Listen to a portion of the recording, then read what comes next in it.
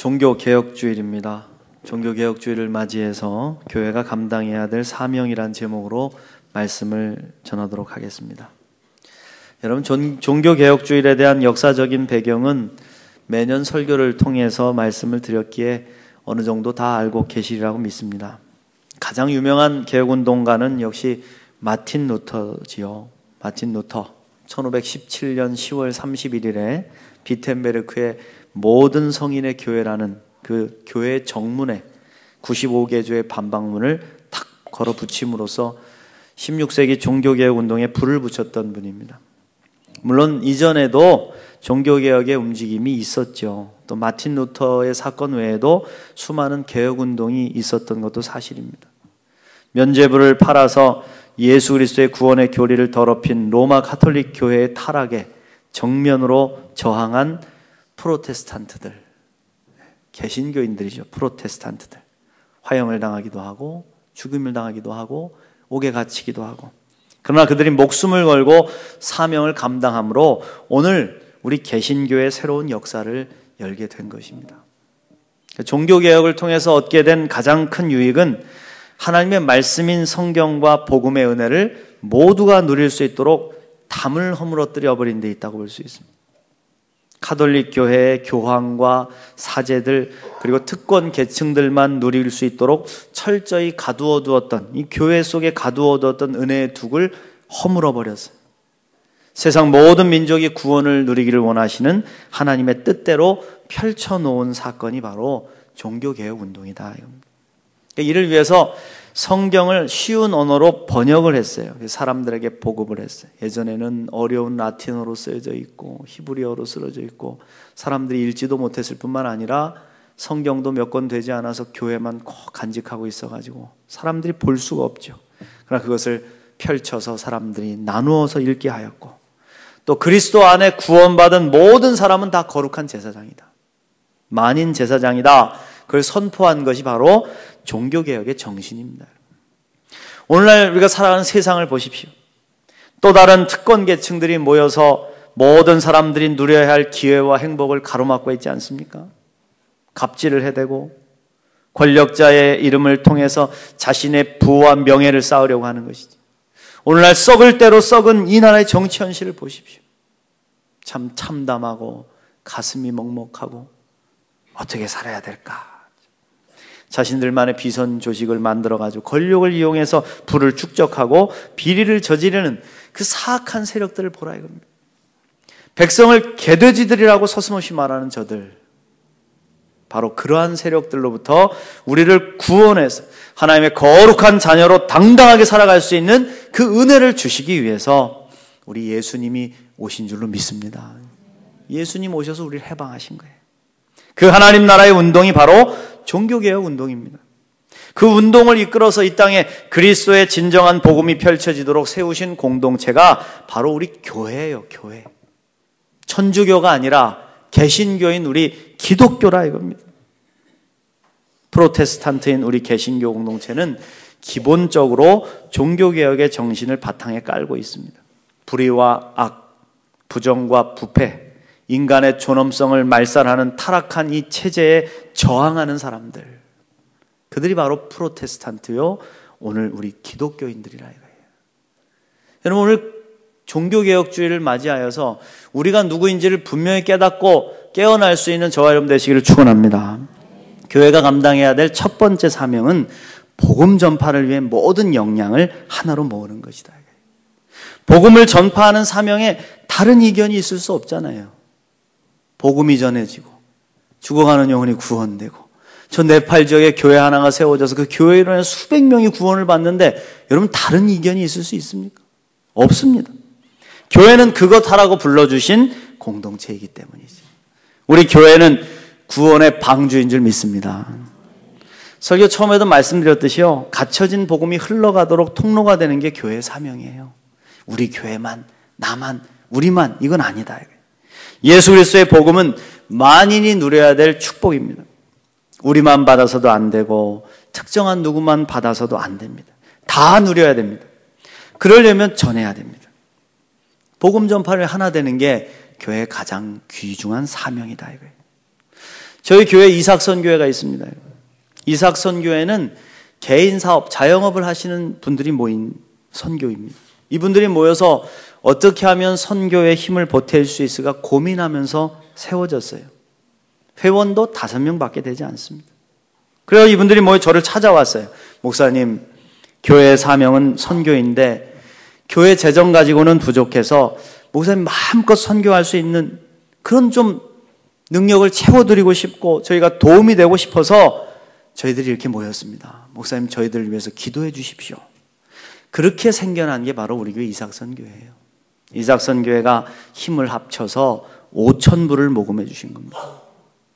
5,000불이 작다면 작을 수도 있고 크다면 클 수 있는 돈이죠. 그러나 여러분, 이분들은 정말 최선을 다해 헌신하셨습니다. 처음으로 일을 해서 번 수입 전부를 바친 분도 있습니다. 그렇게 헌금이 모아질 때 네팔에 지진이 일어났어요. 여러분, 작년에 얼마나 큰 지진이 네팔에 일어났습니까? 우리가 협력하고 있는 네팔 선교사 윤종수 목사님께서 저에게 장문의 편지를 보내오셨어요. 목사님, 네팔에 일어난 지진으로 많은 사람이 죽었습니다. 집도 무너지고 그래서 계속해서 여진이 일어나 사람들이 두려움에 떨고 있습니다. 많은 외국인들과 선교사들이 떠나갔고 저희도 집이 무너져서 곧 이사를 가야 합니다. 그런데 목사님, 이곳에 교회가 다 무너졌습니다. 교회가 무너져 교인들이 예배드릴 처소가 없습니다. 이제 복음이 막 전파가 돼서 뜨겁게 부흥되어 가는 이들이 닭장에 모여 예배를 드립니다. 닭을 키우는 닭장에 들어서 닭들과 함께 예배를 드리는데 얼마나 뜨겁게 예배를 드리는지 저들에게 예배 처소를 회복시켜주는 일에 함께 해주십시오. 무너진 교회 하나를 재건하는데 5,000불에서 1만 불 정도가 들어갑니다. 목사님, 기도해 주십시오. 저는 이 편지를 하나님의 음성으로 들었습니다. 그리고 그 길로 이삭선교회에 상의를 했어요. 모금된 5,000불을 보내드렸고 네팔 지역의 지진의 근원지입니다. 우리가 세운 교회가. 여기가 멜람치 지역이라는 곳인데 신두팔촉 지역이라고 힌두교를 많이 섬기는 그런 지역이에요. 여기에 지진이 일어났는데 거기에 멜람치에 있는 스리세 교회를 우리가 건축하게 된 겁니다. 건축하는 과정 속에서도 여러 번 네팔에 가려고 하는 계획을 세웠지만 계속 막혔어요. 그런데 이번에 하나님이 허락하셔서 다녀오게 됐다는 겁니다. 선교여행을 준비하는데 우리가 여러분 가도 빈몸 빈손으로 갈 수 없잖아요. 선교비도 준비해야 되고 선물도 준비해야 되고 그 돈이 없어. 그런데 여러분께서 헌금을 해주시기도 하고 어떤 분은 사업하시는 옷과 화장품을 주셔서 선교비 마련할 수 있도록 도와주시고 어떤 분은 반찬을 만들어서 보내주시고 어떤 분은 수건을 만들어주시고 어떤 분은 여행 경비를 보태주셨습니다. 그래서 저도 웬만하면 편안한 여행을 할 수도 있었어요. 우리나라 국적기를 타면은 한 번에 갔다가 한 번에 돌아오면은 좋습니다. 근데 뭐 한 번 갈 때 1인당 120만 원, 130만 원씩 합니다.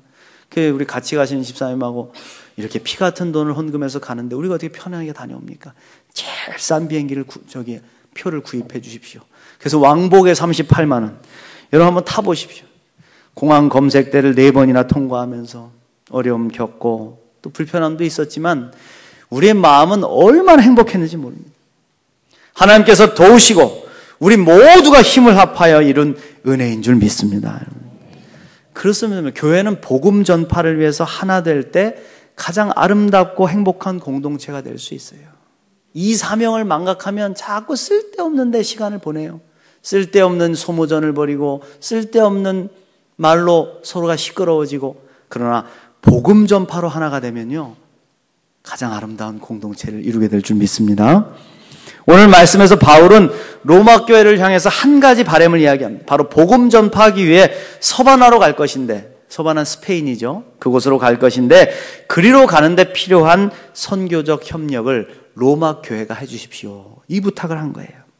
22절부터 보시면 그러므로 또한 내가 너에게 가려 하던 것이 여러 번 막혔더니 이제는 이 지방에 일할 곳이 없고 또 여러 해 전부터 언제든지 서바나로 갈 때 너희에게 가기를 바라고 있었으니 이는 지나가는 길에 너희를 보고 먼저 너희와 사귐으로 얼마간 기쁨을 가진 후에 너희가 그리로 보내주기를 바람이라.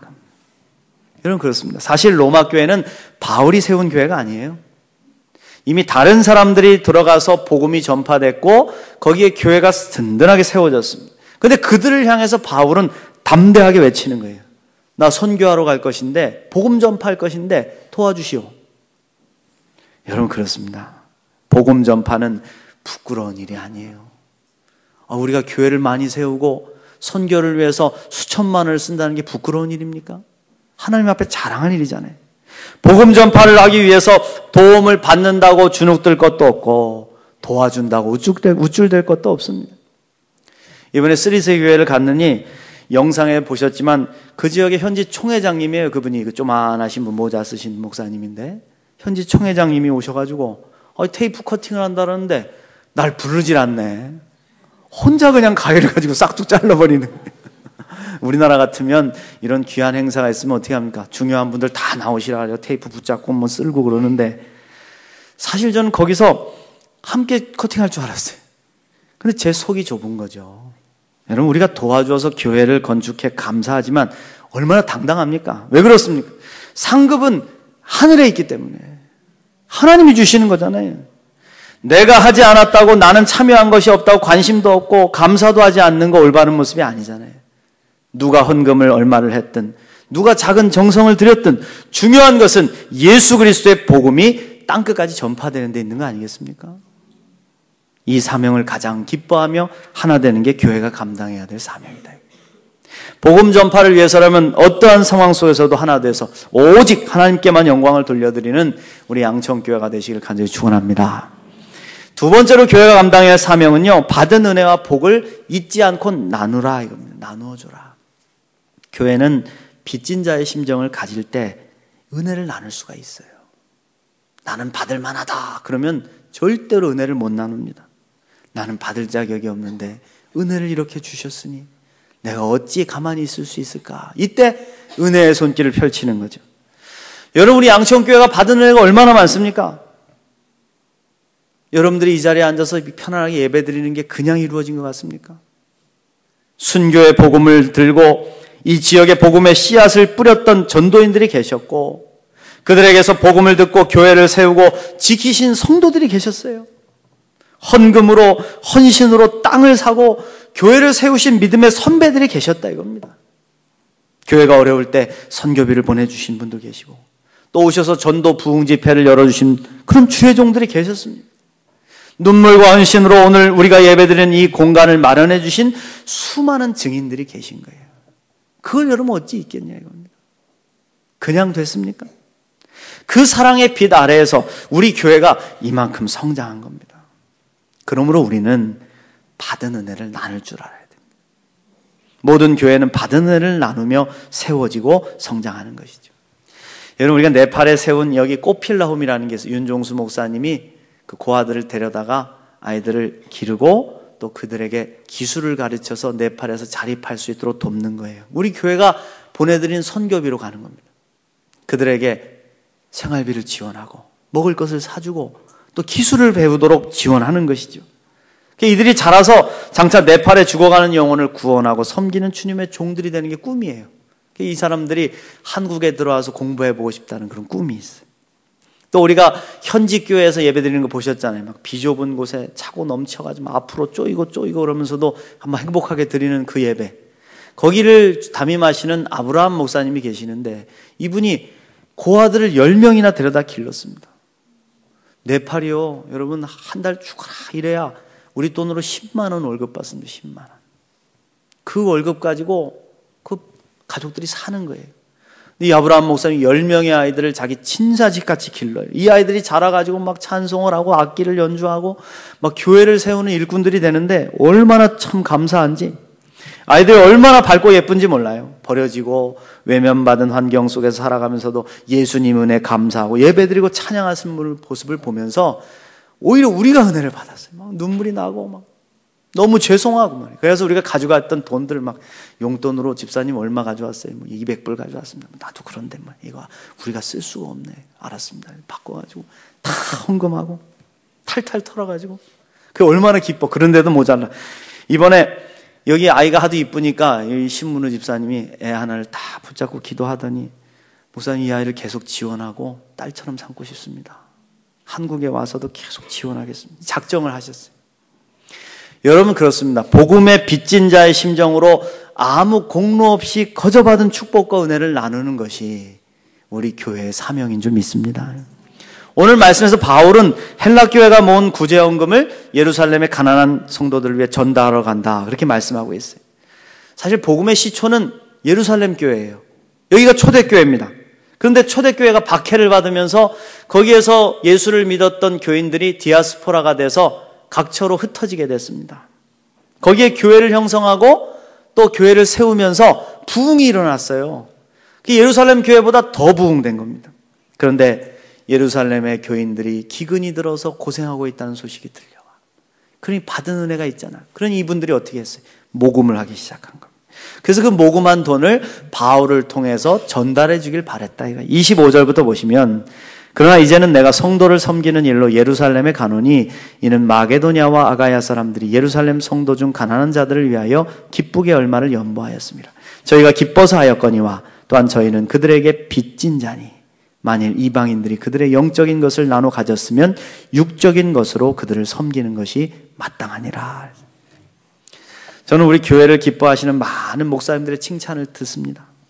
바로 우리 교회를 도와주시고 기도해 주신 목사님들이에요.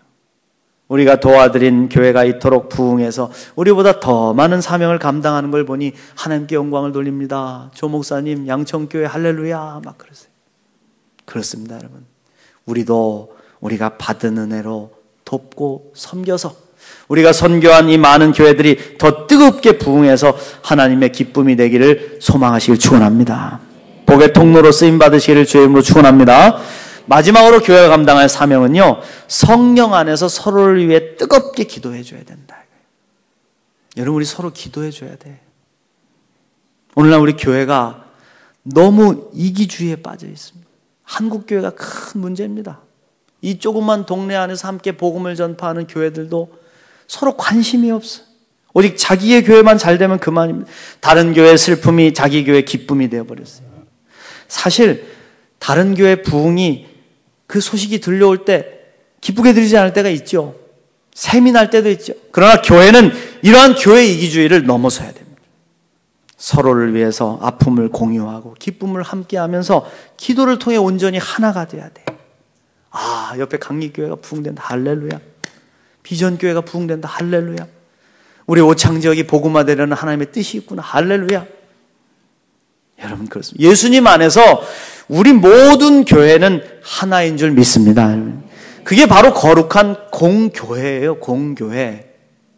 나는 믿습니다. 거룩한 공교회와 입으로만 고백하는 게 아니라 진정으로 고백해. 장로교, 감리교, 성결교, 순복음교, 침례교 할 것 없이 우리는 예수님을 머리로 한 교회일 뿐이다. 저는 이번에 네팔에 있는 스리세 교원의 봉헌 예배 드리면서요, 너무 큰 은혜를 받았어요. 함께 간 신문호 집사님이 은혜를 많이 받아가지고, 목사님 제가 인생을 새롭게 보는 눈이 열렸습니다. 그러시더라고요. 그 집사님 무엇이 그렇게 은혜스럽습니까? 그랬더니, 네, 목사님, 첫 번째는 성도들이 어떻게 이 산골짜기에 이렇게 많이 모여들 수 있을지 깜짝 놀랐습니다. 두 번째는 어떻게 이런 환경에서 저토록 기쁨의 예배를 드릴 수 있을까? 놀랐습니다. 우리가 건축한 스리세 교회는 해발 2000m 이상에 되는 높이에 세워진 교회입니다. 여러분 알다시피 네팔은 수천 미터, 7000m, 8000m 그런 산들이 있잖아요. 2000m는 기본이에요. 우리도 2000m 이상 올라갔는데 이건 산도 아닙니다. 우리나라 최고로 높은 산은 2000m 안 되잖아요. 1900 몇 미터 이렇게 되는데 찝차를 타고 올라갑니다. 올라가는데 옆길은 막 천길 낭떨어집니다. 포장도 안 됐어요. 네팔 사람들은 다 기본적으로 그런 높이에서 집을 짓고 살합니다. 그런데 봉헌 예배를 드리는데 아니 어디서 그렇게 사람들이 모여드는지 꾸역꾸역 오시는 거예요. 물어보니까 3시간씩 4시간씩 그 길을 걸어오신다는 거예요. 누구냐 그랬더니 이웃마을 교회 사람들이라는 거예요. 축하해주러 왔다. 축하해주러 왔다. 사실 자기네 교회도 다 무너졌어요. 여러분 가보면 아시면 집이 허성한 집이 없습니다. 다 무너졌어요. 어떤 사람은 깔려 죽었고, 복구가 된 집은 사람이 살아있는 거고, 복구가 안 된 집은 죽은 겁니다. 교회도 다 무너졌어요. 근데 여러분 아직 자기들도 복구되지 않았는데 이 교회는 무슨 복이 있어, 한국 교회가 돈을 보내가지고 교회를 건듯하게 줬다는데 샘나는 일일 수 있잖아요. 나 같으면 속상해서 안 간다.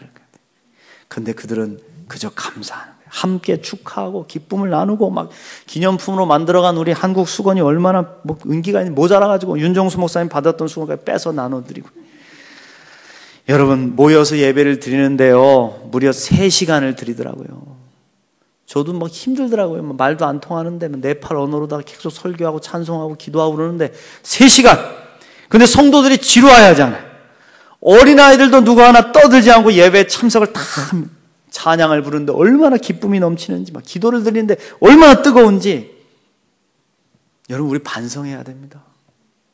1시간 겨우 예배 드리는 것도 막 주리를 틀면서 머리를 숙이고 인상을 퍽퍽 쓰면서 이게 예배입니까? 여러분 은혜를 잃어버려서 한번 가보세요. 선교 한번 가보세요. 우리가 얼마나 지금 복을 누리고 있는지. 저는 쓰리세 교회 지도자를 축복하는 기도하면서 성령께서 강하게 역사하는 걸 체험했어요. 쓰리세 교회를 담당하는 젊은 전도사님이 손을 꼭 붙잡고 목사님 저희들을 위해서 기도해 주십시오. 기도밖에 없습니다. 여러분 그렇습니다. 무엇보다 교회는 중보기도의 사명을 잘 감당해야 될 줄 믿습니다. 바울이 로마 교회 성도들을 향해서 그거 부탁한 거예요. 날 위해 기도해 주십시오. 복음 전파될 수 있도록 기도해 주십시오. 이 사명 잘 감당할 수 있도록 기도해 주십시오. 교회를 위해 기도해 주십시오. 기도의 힘은 큽니다. 우리가 일하면 사람이 일할 뿐이지만 우리가 기도하면 하나님이 일하실 줄 믿습니다. 교회를 위해서 기도하십시오. 오늘날 한국 교회를 위해 기도해 주셔야 됩니다. 이 오창에 있는 교회들 위해 기도해 주셔야 돼요. 또한 우리가 세운 네팔 교회를 위해서 세계 선교를 감당하는 선교사님들을 위해서 계속 기도해야 됩니다. 그러지 않으면 우린 사명 감당할 수 없습니다. 늘 깨어질 수밖에 없습니다. 그러므로 사랑하는 성도 여러분, 이제 눈을 좀 뜨십시오. 하나님이 우리를 부르신 목적을 깨달으십시오. 우리 교회가 감당해야 될 사명 앞에 하나가 되십시오. 복음 전파의 사명, 받은 은혜와 축복을 나누는 사명, 세상 모든 민족과 교회를 위해 위대한 중보의 기도를 드리는 사명을 감당하셔서 하나님의 복음의 축복을 땅끝까지 전파하는 통로가 되시는 저와 여러분 되시기를 간절히 축원합니다.